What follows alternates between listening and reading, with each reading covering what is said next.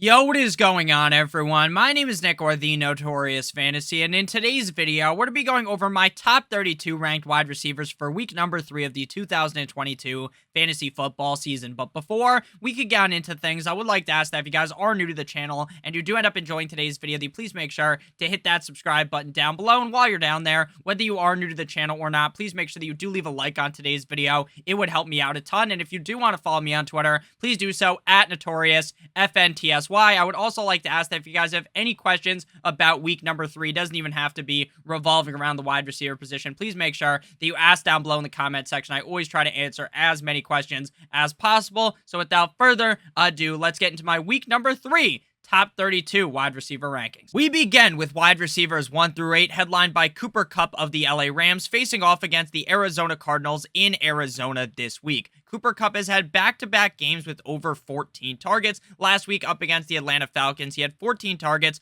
for 11 receptions, 108 receiving yards, not 1 but 2 touchdowns, 26 half PPR fantasy football points, and he finished as the number 5 wide receiver in half PPR on the week. In week number 1, he was the number 2 wide receiver in half PPR every single week. Cooper Kupp is an extremely safe option. Even in the game week 1, where the LA Rams get absolutely butt-fucked by the Buffalo Bills, we still see that Cooper Kupp eats. So even up against the Arizona Cardinals, a game that could potentially be tough for the LA Rams, I don't think it really will be, but you can make the argument, oh, this might be a tougher matchup. I still think Cooper Kupp gets it done, and I think he gets it done easily as my number 1 wide receiver on the week. And number 2, we move to Justin Jefferson of the Minnesota Vikings, going up against the Detroit Lions this week. And I have talked all week long about how I love this matchup to potentially be a real high-scoring tit-for-tat back and forth affair. Now, last week up against the Philadelphia Eagles, while Justin Jefferson saw 12 targets, the most he has had on the season, he only came down with 6 receptions,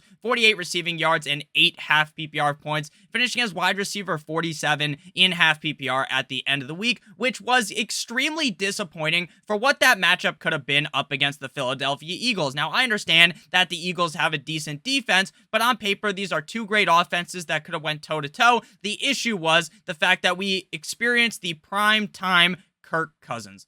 Primetime Kirk Cousins is basically as useful as Stevie Wonder would be in the pocket. So in week number 3, I fully expect Justin Jefferson to be in a big bounce back spot. In week 1, he was the number 1 wide receiver in fantasy football. I definitely think he bounces back in a huge way in week number 2, and honestly, or in week number 3, I should say. And honestly, you could have him ranked as the number 1 wide receiver. I would not judge at all. These first couple of wide receivers are extremely close in my mind. At number 3, we move to someone who hasn't been ranked in the top 5 through the first 2 weeks, but probably honestly deserved being ranked highly, and that is Amon-Ra St. Brown of the Detroit Lions, going up against the Minnesota Vikings in Minnesota. Back-to-back games with 12 total targets for Amon-Ra St. Brown in week 2 up against the Washington Commanders. 9 receptions on 12 targets for 116 receiving yards, 2 rushes for 68 rushing yards, 1 rushing yard off of being very nice, I like, with 69. He had 2 touchdowns,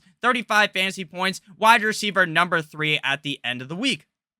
Again, I believe, I just talked about with Justin Jefferson, that this has all the makings of an extremely high-scoring game. Amon-Ra St. Brown had a lot of doubters going into the season because, oh, can he have this same crazy target share when DeAndre Swift is healthy, when TJ Hawkinson is healthy? And guess what? He can. This guy is dominant. He is an elite wide receiver at the NFL level, and I expect big things out of him up against the Vikings in Minnesota. At number 4, we got Ja'Marr Chase, wide receiver of the Cincinnati Bengals, going up against the New York Jumbo Jets. In week number 1 up against the Steelers, Ja'Marr Chase basically put up Madden numbers. 16 targets, 10 receptions, 129 yards, 1 touchdown, 24 fantasy points, and he was the wide receiver number 4. But in week number 2 up against the Dallas Cowboys, while the targets were still definitely there, 9 targets, 5 receptions, he only had 54 receiving yards, 1 rush for 4 yards, 8 half PPR points, and he was the wide receiver 44 at the end of the week. A huge disappointment compared to what we would have thought Ja'Marr Chase would do.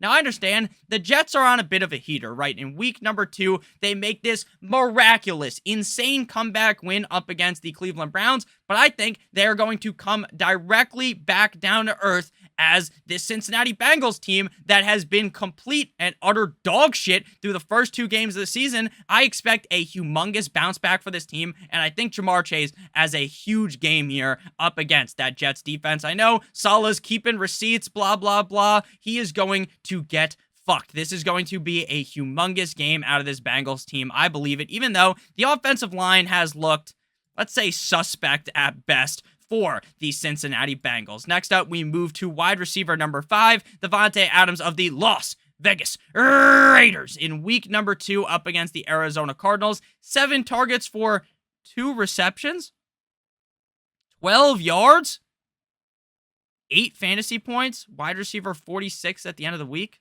That's not good. That's not good at all. But he scored a touchdown. That's why he had 8 fantasy points.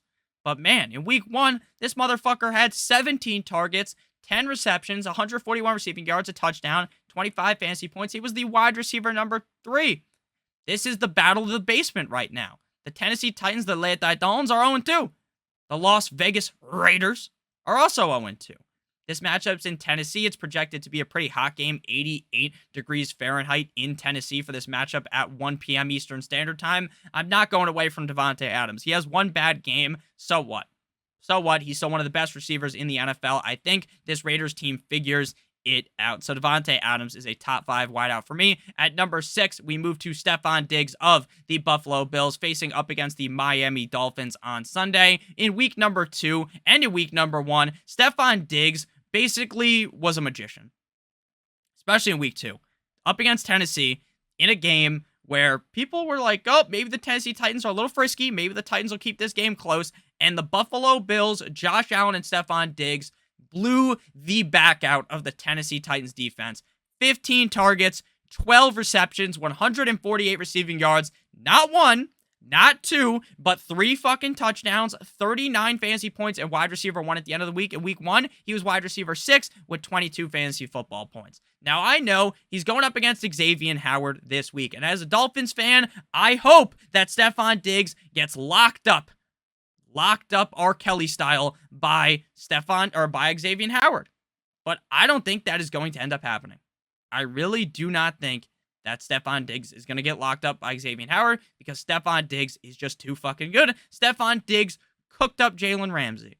This matchup has all of the makings to be incredibly high scoring against the Dolphins. Especially, like my voice just cracked, especially since the Buffalo Bills defense is incredibly banged up, which will lead this to have to be a very pass-heavy affair by the Buffalo Bills. And we've also seen that even when the Bills are dropping a Cleveland steamer on the chest of a defense, that they still keep throwing. They were destroying the Tennessee Titans, and Stefon Diggs still scored 3 touchdowns. There was no need to do that, but they still did it. So Stefon Diggs, wide receiver 6, I think he's incredibly safe, and honestly, you might want to even rank him slightly higher. But again, all these guys are relatively close in my mind. Next up, we move to wide receiver number 7, A.J. Brown of the Philadelphia Eagles, facing off against the Washington football team on Sunday in Washington. In week 2, up against the Vikings, 8 targets, 5 receptions, 69 receiving yards. Very nice, I like. 9 fantasy points, wide receiver number 39. So a downfall for A.J. Brown compared to week 1. He's up against Detroit. This man had 13 targets, 10 receptions, 150 plus receiving yards, 21 fantasy points, and he was the wide receiver 7 in half PPR. But again, I'm not panicking up against that game, up against the Vikings. The Vikings were not competitive at all in that game. They just rolled over and let the Eagles pet their belly. I really do believe in week number 3 up against the Commanders that this has the makings to potentially be a high-scoring game as long as Carson Wentz doesn't let this game get to his head because it's a revenge game and he starts panicking and playing like shit. If he plays like Carson Wentz has been playing in week 1 and 2, this game definitely could be one of the highest scoring totals on the week, so I definitely like A.J. Brown, and he has made perfect sense that he's good, right? There's a reason why the Philadelphia Eagles paid him all that money. There's a reason why they traded for him, and that's because they believe that they can throw the ball more. They believe in Jalen Hurts, and they believe that A.J. Brown is one of the best receivers in the National Football League. At number 8, we move to Tyreek, the Freak Hill of the Miami Dolphins, going up against the Buffalo Bills on Sunday, last Sunday, up against the Baltimore Ravens. Probably the best comeback I have ever seen, except for the 28-3 Super Bowl comeback by the New England Deflatriots, up against Baltimore, in Baltimore. 13 targets, 11 receptions, 190 receiving yards, Not one, but 2 touchdowns, 37 fantasy points, wide receiver 2 at the end of the week. Now, if this was a healthy Buffalo Bills defense that the Dolphins was facing, I would be nervous. Now, I'd still probably have Tyreek Hill in the top 12, same with Jalen Waddle, but I would be nervous because the matchup on paper would tell you that it is no bueno. But the problem is, for the Bills, their defense is going to be missing a bunch of pieces. They already ruled out 2 key pieces of the defense earlier today as you're watching today's video, if you're watching it on Friday.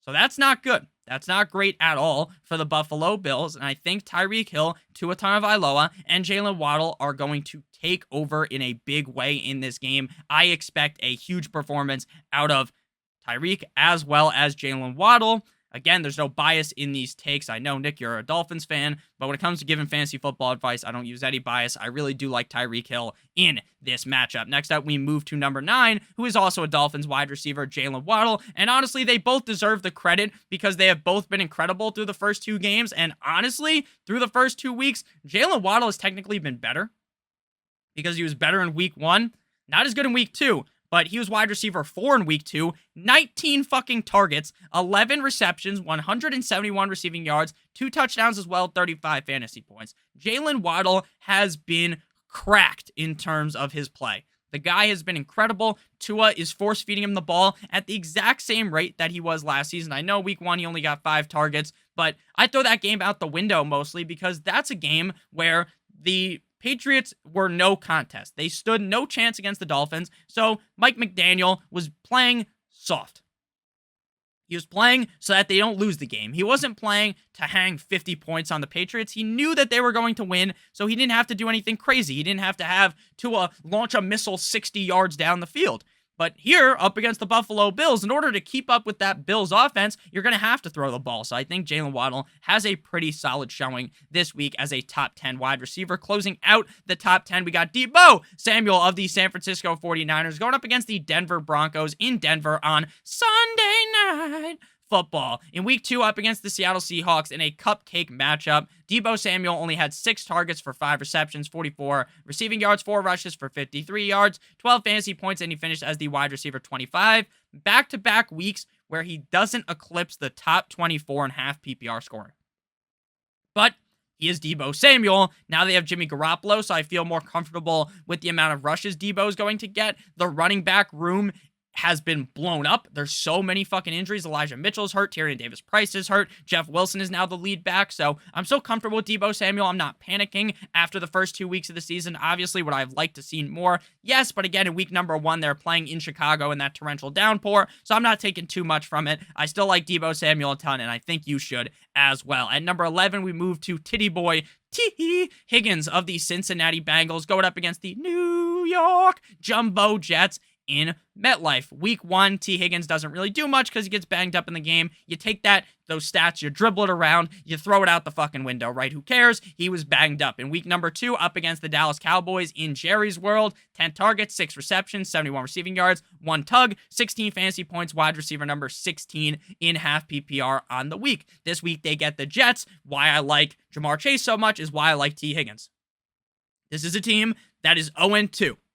I understand if you're a Bengals fan, you're probably a bit anxious. You're like, oh shit, are we in full-on Super Bowl hangover? It feels like it, but if they lose to the Jets, you are in panic. You are lighting your Joe Shiesty jersey on fire. You should be incredibly worried. But right now, we're going into week 3 against the Jets.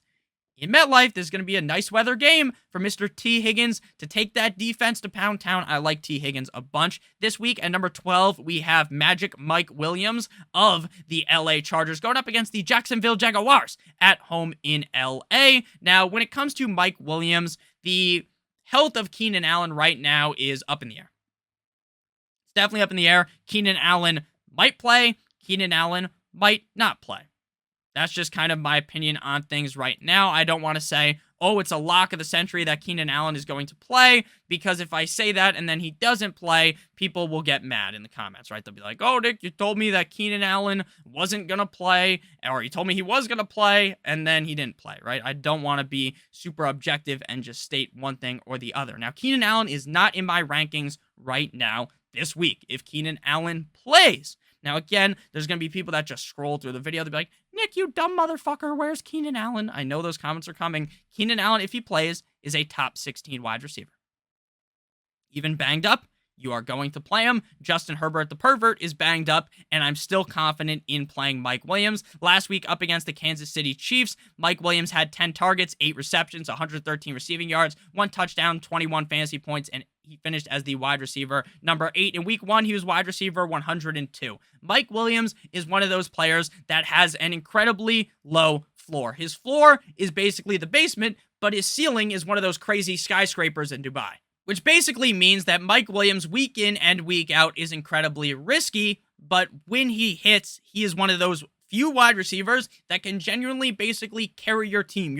You're basically like Yoda, and he is Luke Skywalker, right? Just carrying you around. I think that this is going to be a big spot for Mr. Mike Williams. I'm very confident in him, so I will have him ranked as a top 12 wideout. At number 13, we got Michael Pittman Jr. of the Indianapolis Colts going up against the Kansas City Chiefs. Now, Michael Pittman missed in week 2.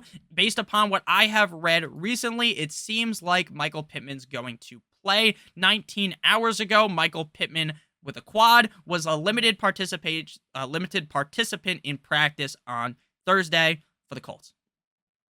Again, this is something you are going to want to monitor all the way until Sunday. I will be live on here on Sunday at 11:30 a.m. Eastern Standard Time talking about the news, giving you guys, you ask questions, I answer who should you start, who should you sit, and we'll have a lot better of an idea on if Michael Pittman is going to be 100% or not. Even if Michael Pittman is like 75%, this Indianapolis Colts team needs a player like Michael Pittman. They got absolutely skull-fucked by the Jacksonville Jaguars last week.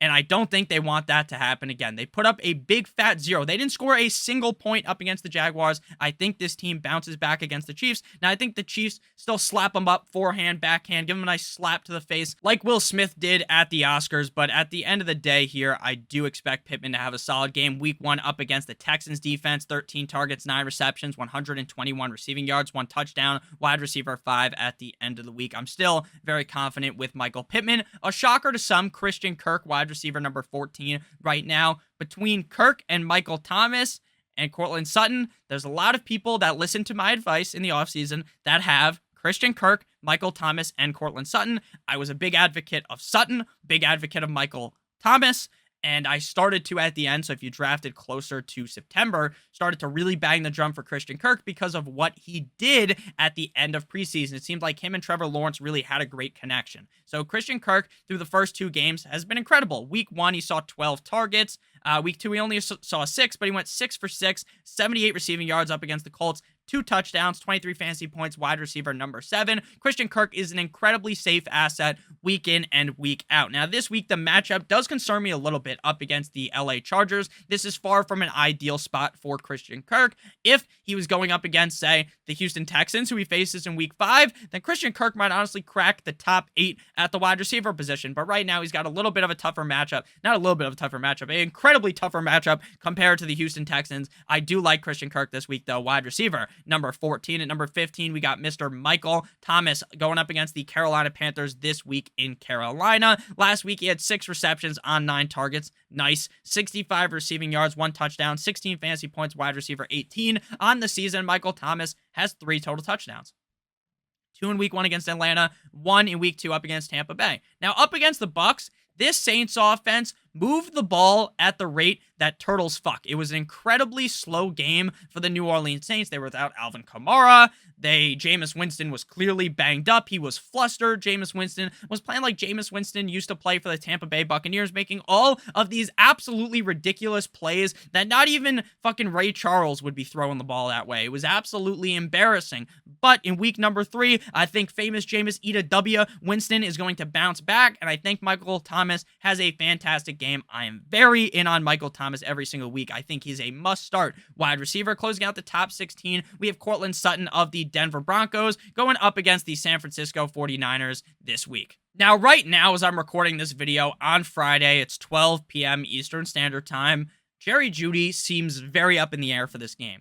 And what I've read from fantasy doctors that I trust is that Courtland Sutton's teammate, Jerry Jeudy, if he plays, might not be favoring the part of his body that got injured, and it may hurt him in week 1 when he returns. Not week 1, say week 3, for instance, against the Niners. So he won't be playing the same as the normal Jerry Jeudy you're used to. Again, does that mean that you should cut Jerry Jeudy? Does that mean that you can't start Jerry Jeudy? Of course not, but it does make me incredibly nervous about Jerry Jeudy and has him right now ranked outside of the top 32. In week 2, the Denver Broncos bounced back slightly. 11 targets, 7 receptions, 122 receiving yards, 1 rush, 5 rushing yards, 16 fantasy points, wide receiver 15. Now, while the team bounced back, they still kind of didn't look great up against the Texans, right? The Texans are one of those teams that when you have a giant, a superstar lineup, a star-studded lineup like the Broncos, you expect that you are going to destroy the Houston Texans. You expect that you are going to run a train on the Texans, and they did not do that. Courtland Sutton, though, is clearly a big piece in this offense. 7 targets week 1, 11 targets week 2. I think even if Jerry Jeudy returns, you can rely on Courtland Sutton, so I definitely like him as a top 16 receiver. Moving to wide receiver 17, we got Gabriel Davis of the Buffalo Bills going up against the Miami Dolphins in Miami. Now, Gabe Davis missed week number 2. Gabe Davis says that he's quote-unquote optimistically 100%. I watched a clip from yesterday at practice. He's practicing. He was practicing, but he didn't look like, what you would want him to look like. Now, it's an ankle injury. He was a limited participant in practice on Thursday. So you can start him, but I'm a little bit more nervous, right? I don't expect that big boom game that you could potentially get out of Gabe Davis. Like week 1, he was wide receiver 12. I just don't really see him doing that in week number 3 up against the Dolphins if he's banged up still. Now, if we get report on Friday, Gabe Davis looks fine. I see a video of him. It doesn't look like he just didn't look like Gabe Davis. That's just how I'm going to describe it. You can watch it yourself. Type in Gabe Davis practice on Twitter. You can see the video that I watched. He just did not look the same. Again, it doesn't mean to fade away from Davis. I'm still starting him in most situations, but I'm not as confident. Wide receiver 18, we got my boy, Rashad Master Bateman of the Baltimore Ravens going up against the New England Deflatriots in New England. Up against the Miami Dolphins, a matchup I was a little bit worried about. Rashad Bateman did one of those where he goes, shh, basically, to me watching the game because this motherfucker had 7 targets, 4 receptions, 108 receiving yards, and a tug. 13 finish at the wide receiver position, wide receiver 13, 19 fantasy points, back-to-back games. Michael Jordan, 96, 97, with at least 1 touchdown. The weather in New England is going to be a little bit chilly. So when you go outside, your nipples might get a little erect here. 28 degrees in New England, but I think Rashad Master Bateman will be just fine. I definitely like him a ton this week. I'm very confident in him every single week. Lamar Jackson seems like he has just leveled up. He's on a whole different fucking level. Like, I know this guy's already won the MVP in the NFL, but he is on a whole nother level. He bulked up, which I talked about in the offseason. His arm strength seems significantly stronger. Again, I'm not someone who was a legitimate joker of, oh, Lamar Jackson's a running back. Like, I've said it as a joke, but I wasn't actually serious about it. Lamar legitimately looks like one of the best quarterbacks in the NFL. Rashad Bateman is clearly the number 1 receiver on the team. But they have Mark Andrews. I know they still use Mr. Mock Andrews, but I really do believe in Mr. Rashad Bateman week in and week out, and I'm very comfortable with him. At number 19, we got Hollywood Brown. Now, Hollywood Brown is in a spot that is kind of concerning at this point. He's getting the targets. 6 targets week 1 against Kansas City, 11 targets week 2. The problem is he's not doing much with it. 11 targets, 6 receptions, 68 yards, no touchdown, 10 fantasy points, wide receiver number 38. Now, last week, up against the Raiders, if he had a bigger ass, he probably would have scored a touchdown because he was down on the half-yard line. So I expect him to get better. But it's not promising that in the weeks where I thought Hollywood Brown was going to be dominant without DeAndre Hopkins, because DeAndre Hopkins was on the juice, I thought that Hollywood Brown would play big. I thought Hollywood Brown would have these big games, but now he's not snoozing, right? He's not in a deep fucking sleep in your lineup, but he's also not really helping you. He's also not really putting on those big performances, and that is concerning me. I still like him as a top 20 receiver, but you could talk yourself into some of these other wide receivers that are on this list over Hollywood Brown. At number 20, we got Brandon Cooks. Now, Brandon Cooks is basically the definition of safety every single week. Brandon Cooks is like basically throwing 2 condoms over your fantasy football team. He's never going to have that game where he wins you your week, he slaps up your opponent, but he is going to have those weeks where he gets you 15 fantasy points. You're like, you know what? That's Brandon Cooks, baby. He's all right. Basically, Brandon Cooks is never going to wow you, but he's also never really going to screw you over. I know he didn't have a great game up against the Broncos last week. 10 targets, 4 receptions, 54 yards, 7 fantasy points, wide receiver 52. But typically, he's always going to be in that wide receiver 14 to 24 range. You're going to be pretty happy with that. He's going up against the Bears defense this week, so I definitely think Brandon Cooks will be able to get it done. Before we pivot into wide receiver number 21, I would like to give you guys a quick word from our friends and our sponsor of today's video, Underdog Fantasy. Are your best ball teams already cooked? Well, head on over to Underdog Fantasy to resurrect them with their week 6 through 17 best ball tournament. The entry fee is only $10 with $500,000 in total prizes and $100,000 going to that first place winner. All you got to do is draft your team and that's it. You don't have to worry about waivers. You don't have to worry about calling your buddy up, being like, hey, can you make a trade with me? He's too busy watching his child. Come on, pal. It's fantasy football season. Let's make a trade. No, they're not ready. Blah, blah, blah. They don't want to make a trade. They get scared because you're so good at fantasy. They don't want to trade with you. You don't have to worry about that. There's no in-season management as well. You don't have to worry about chilling on your toilet Sunday morning, trying to tinker with your lineup. Don't worry about that because Underdog will automatically give you your best score at the end of each week of the season. Underdog also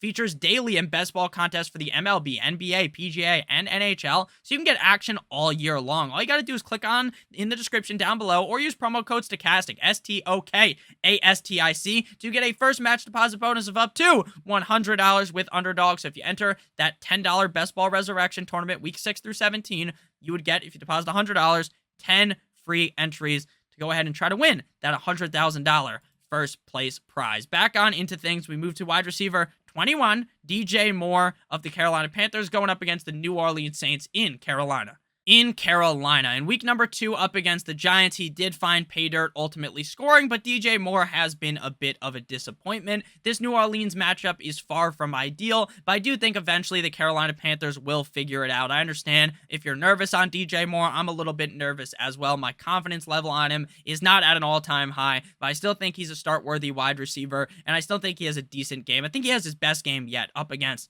the Saints this weekend. Next up, we move to wide receiver number 22, Allen Robinson of the LA Rams going up against the Cardinals in Arizona. Last week up against the Falcons after a horrific performance in week 1 where this motherfucker against the Buffalo Bills was wide receiver 106. Last week, wide receiver 24, 4 receptions, I should say, on 5 targets for 53 receiving yards, 1 touchdown, 13 fantasy points. He honestly probably could have scored 2 touchdowns in that game up against the Falcons. I understand there's a big difference between the Falcons and the Arizona Cardinals, but it's not like the Arizona Cardinals have this crazy elite defense that concerns me. With Allen Robinson, I think Allen Robinson is incredibly safe with a decent amount of upside week in and week out. I really think that Allen Robinson is going to be a reliable wide receiver for you week in and week out. After week 1, a lot of people panic. They shit themselves. But at the end of the day, Allen Robinson is going to be just fine. At number 23, we got Drizzy Drake London of the Atlanta Falcons going up against the Seattle Seahawks in Seattle. It's funny that on Fantasy Pros,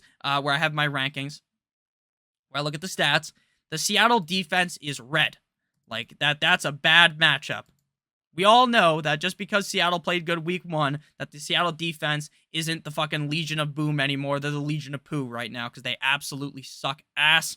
Up against the Rams last week, 12 targets, 8 receptions, 86 receiving yards, 1 touchdown, 21 fantasy points, wide receiver number 9. Now, there is still some concern deep inside of me that believes that Drake London is going to lose out on a bunch of targets eventually at some point to Kyle Pitts, because eventually Kyle Pitts is going to be dominant, right? They don't draft this motherfucker so high in the first round for him to get like 2 targets a game. It makes no sense. Unless Arthur Smith is off his pills or whatever he does, then it makes no sense that Pitts is not involved and that Drake London is just the number 1 clearly in this offense. Now, I like Drake London, so I will tell you to start him. He's a top 24 receiver, but I am nervous that eventually everything's going to fall apart and Drake London's going to start kind of shit in the bed and Kyle Pitts is going to start eating that W like he's Jameis Winston. Closing out the top 24, we got Garrett Wilson of the New New York Jumbo Jets going up against the Cincinnati Bengals in Cincinnati. Back-to-back weeks with over 8 targets. Last week up against the Browns, 14 targets, 8 receptions, 102 receiving yards, 1 rush for -2 yards, 2 touchdowns, 26 fantasy points, wide receiver number 6. Now, I'll talk about Garrett Wilson real quick. I am very comfortable with Garrett Wilson going forward until Joe Flacco is gone and the MILF hunter Zach Wilson is the starting quarterback of the team. Once the guard switches over, I will start to worry that maybe Elijah Moore becomes more in favor in this offense. Moore becomes more in favor. Very funny. But for now, with Joe Flacco, Cool Joe under center, I think you just got to continue to ride the hot streak with Garrett Wilson. Number 24 and number 25 in my rankings were incredibly close, as well as wide receiver 26 here. 25, Mr. Corvette, the king of TikTok, Juju Smith-Schuster. Number 26 is Curtis Samuel. I have them both incredibly close in my mind. After this range is where things start to get rough. Where things start to get iffy for me. Wide receiver 25, Juju, like I said. Week 1 looks good. 8 targets, 79 yards. Doesn't do the best, but hey, the building blocks are there. Then in week 2, 3 targets, 3 receptions, 10 yards. Not so great. But I think he bounces back, having one bad game against the Chargers, especially since their defense is pretty solid. Doesn't scare me away from Juju. Obviously, I'm not good to go firing up Juju with supreme confidence, but I definitely think you can play Juju here. And I think the Colts are going to play this game a little bit closer than people believe. 26, we got Curtis Samuel. 11 targets, 8 receptions in week 1. 1 touchdown. Week 2, up against the Detroit Lions. 9 targets, 7 receptions, 78 yards, 1 carry, 21 yards, 1 touchdown, 19 fantasy points, wide receiver 12.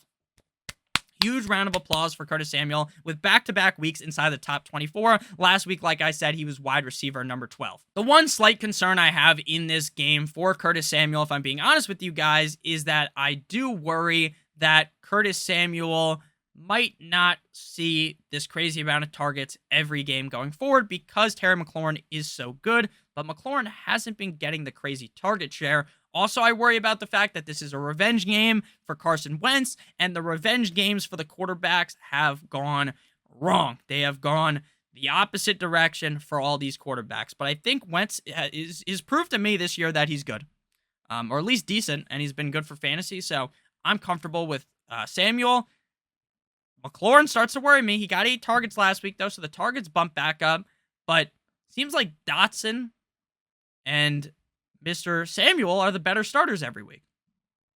Now, do I believe that Dotson's going to score a touchdown every week? Of course not. But I am at least a little bit concerned about McLaurin. I'm still starting him. I love this matchup, but we're kind of in the range where things get a little bit more murky, especially at 28 with CeeDee Lamb going up against the Giants on Monday Night Football in New York. Back-to-back games with 11 targets for CeeDee Lamb, 7 receptions up against the Cincinnati Bengals. Last week, 75 receiving yards, 1 rush for 6 yards, 12 fantasy points, wide receiver 29. Sure, can he be an okay start every week? Definitely.